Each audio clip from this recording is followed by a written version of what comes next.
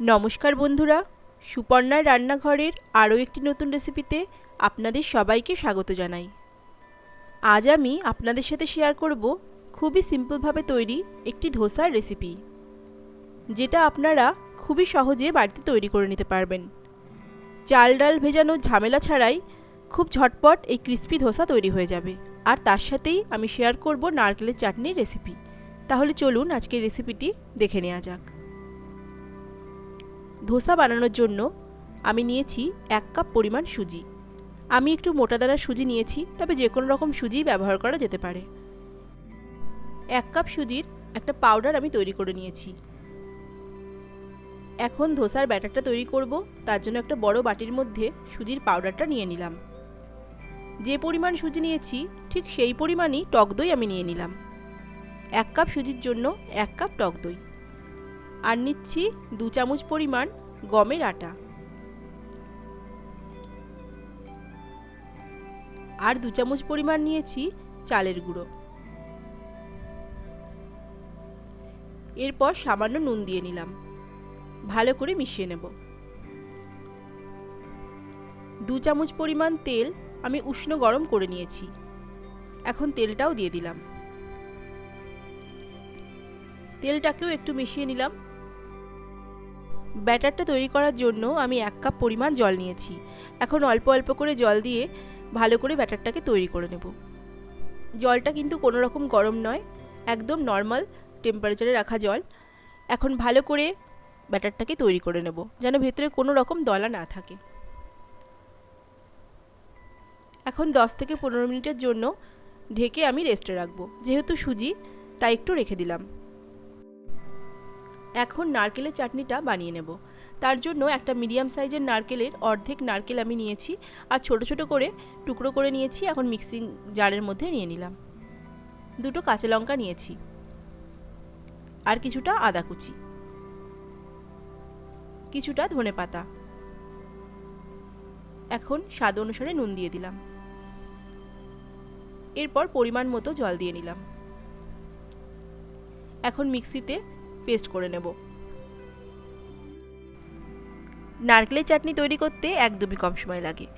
আমি একটু ঘন পছন্দ করি, তাই জলের পরিমাণটা সেই বুঝেই দিয়েছি। আপনারা যদি আরও একটু পাতলা করতে চান, সেক্ষেত্রে মিক্সিতে ঘোরানোর সময় জলের পরিমাণটা একটু বাড়িয়ে নিতে পারেন। এরপরে একটা প্যান গরম করে দিয়ে দিলাম 1 চামচ পরিমাণ তেল। তেলটা ভালো করে গরম হয়ে গেলে দিলাম 1/2 চামচ পরিমাণ কালো সর্ষে, 2টো শুকনো লঙ্কা মাঝখান থেকে ছিঁড়ে আমি দিয়ে দিলাম, 1/2 চামচ পরিমাণ ছোলার ডাল, আর 1/2 চামচ পরিমাণ দিলাম বিউলির ডাল। এই ফোড়নের মধ্যে কিছু কারি পাতাও দেওয়া যায়, কিন্তু আমার হাতের কাছে আজকে কারি পাতা নেই, তাই আমি কারি পাতা ছাড়াই ফোড়নটাকে তৈরি করে নিচ্ছি। ফোড়নটা বেশ ভাজা ভাজা হয়ে গেছে। এখন আমি চাটনির মধ্যে দিয়ে দিলাম। ফোড়নটাকে চাটনির সাথে ভালো করে মিশিয়ে নিচ্ছি। এই চাটনিটা কিন্তু খুবই অল্প সময়ের মধ্যে হয়ে যায়, আর খেতেও হয় খুব সুন্দর। এদিকে আমাদের ব্যাটারটাও সেট হয়ে গেছে, আর সুজি অনেকটা ফুলে উঠেছে, তাই আরও একটু জল দিয়ে আমি পাতলা করে নিচ্ছি। এখন দিয়ে দিচ্ছি 1 চিমটে বেকিং সোডা। বেকিং সোডার পরিমাণ খুবই কম দিতে হয়। এরপরে ভালো করে আবারও ব্যাটারটাকে মিশিয়ে নেব। ব্যাটার একদম তৈরি। ঠিক এরকম পাতলা একটা ব্যাটার ধোসার জন্য তৈরি করতে হবে। এরপরে একটা ননস্টিকের তাওয়া ভালো করে গরম করে কয়েক ফোঁটা তেল দিয়ে দিলাম। এখন একটা টিস্যু দিয়ে তেলটাকে খুব ভালো করে মুছে নিচ্ছি। এবার 1 হাতা পরিমাণ ব্যাটার দিয়ে খুব হালকা হাতে ঘুরিয়ে ঘুরিয়ে ধোসাটাকে তৈরি করতে হবে। আর দেখুন কি সুন্দর জালিদার তৈরি হচ্ছে, একেবারে দোকানের মতো।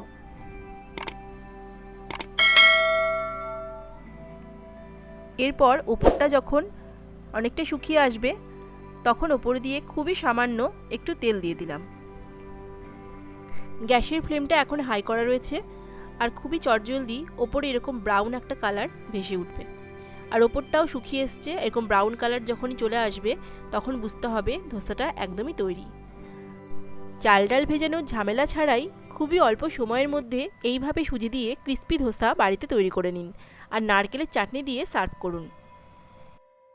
আজকের সুজির ধোসার রেসিপিটি আর তার সাথে নারকেলের চাটনির রেসিপিটি যদি আপনাদের ভালো লাগে তাহলে অবশ্যই একটি লাইক করে দেবেন আর সাবস্ক্রাইব করে আমার চ্যানেলটির পাশে থাকতে পারেন। সবাই সুস্থ থাকবেন, ভালো থাকবেন। আবার নতুন রেসিপিতে আপনাদের সাথে দেখা হবে। Thank you.